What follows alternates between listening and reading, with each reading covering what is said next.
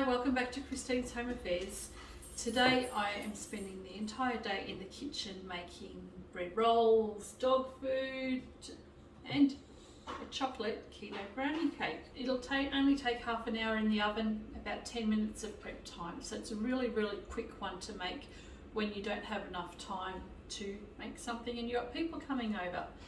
This freezes really well as well, so I'll quite often cut this in half, stick it in the freezer and pull it out when I need to. But I don't have any in the freezer because we ate the last lot. Stick around. So, 2 eggs.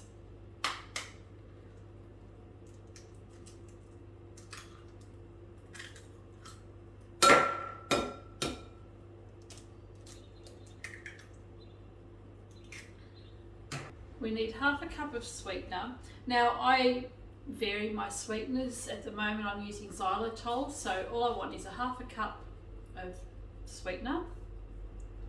Oh, that's a quarter, so I need 2 of those. So half a cup, and then I want a third of a cup of cocoa. So I'm using the Plaistow cocoa. It's the lowest carb one that I can get in the shop or in our local supermarket. We're only a really tiny town, so I don't have many options. So I want a third of a cup. So there's a third of a cup of chocolate powder or cocoa powder. And we're going to give that a mix around first before we put the melted butter and the almond flour in. Just on low speed so that we don't get chocolate powder all over us.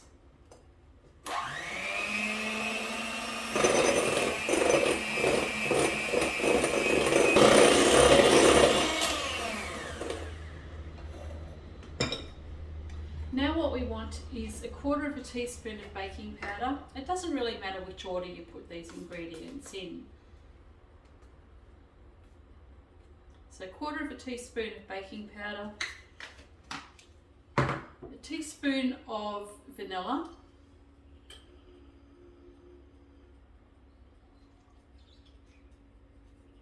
and the almond flour or almond meal, I just use the local cheaper brand. So half a cup of that.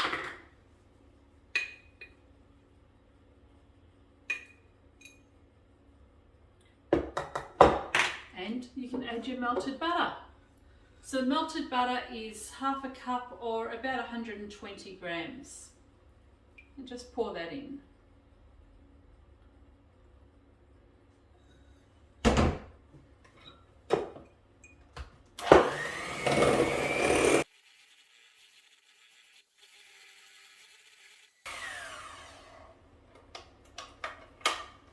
And that's all we need to do here. I'm just going to get a spatula, give that a bit of a stir around. And this next part is optional. So this keto brownie cake is going to have walnuts in it. It's just really nice with the walnuts. But if you don't like walnuts, don't add it in. It's not going to make any difference to the taste of the cake except for that added crunch. And it doesn't make any difference to the length of time in the oven either. So grab some walnuts and break them up.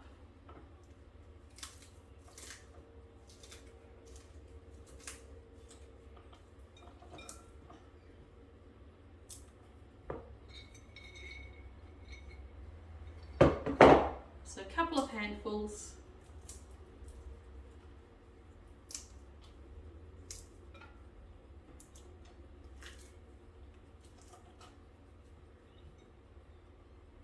Mix that around.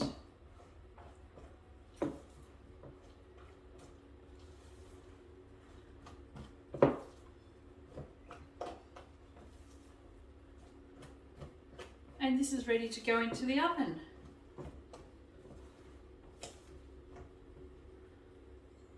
So what I have here is just a square baking dish.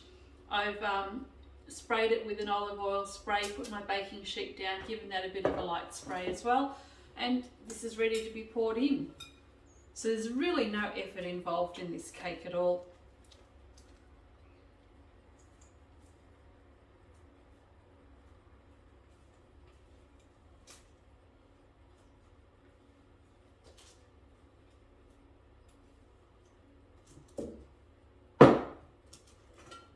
and smooth it out.